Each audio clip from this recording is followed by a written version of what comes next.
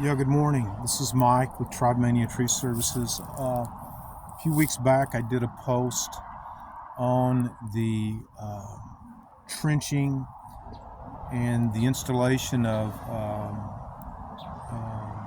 utilities that was going in right there at the Mystic Shores Rebecca Creek hotspot. And the in that post, I was making the observation that they were trenching through areas.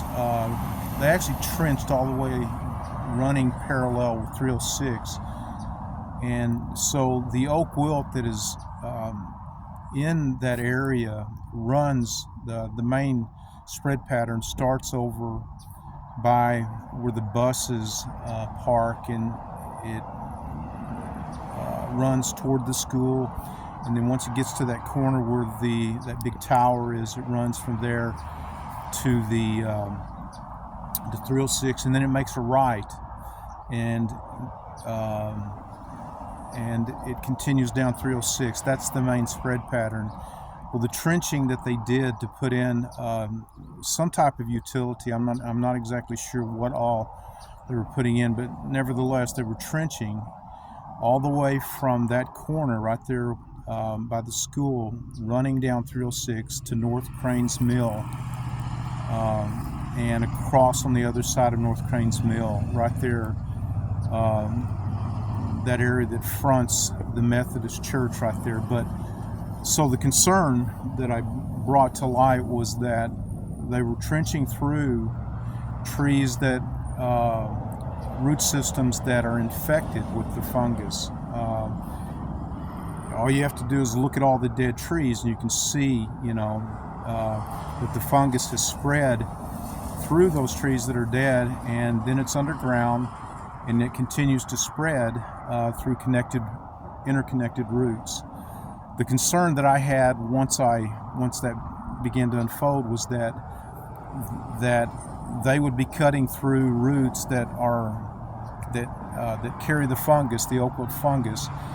Then, as they continue cutting and trenching further down toward North Cranes Mill, that in the process of doing that, they would then, on their equipment, have the fungus from cutting through infected roots.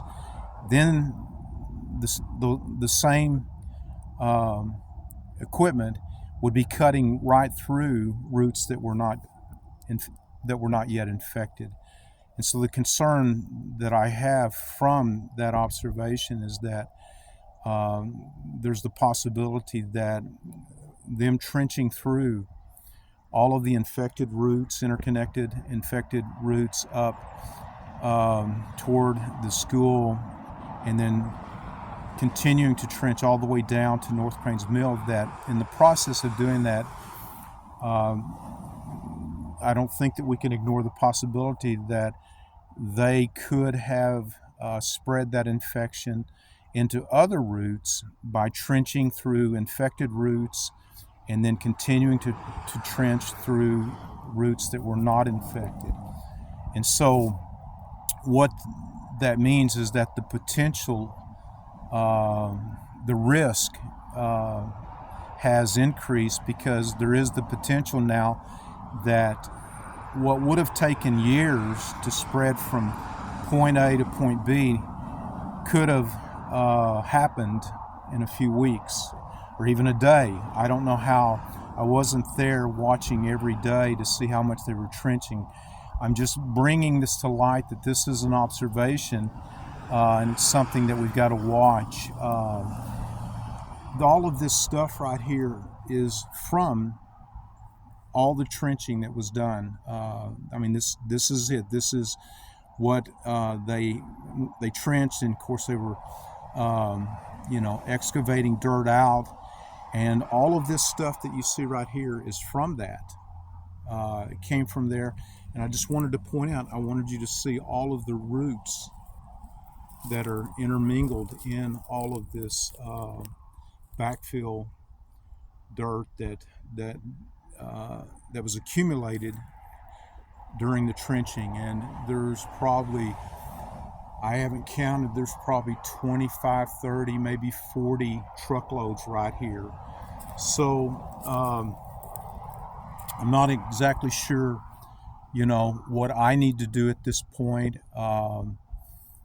This is something that really is, if I lived in Mystic Shores, I would be concerned, and if I lived in that area right there, because we know there's oak wilt there.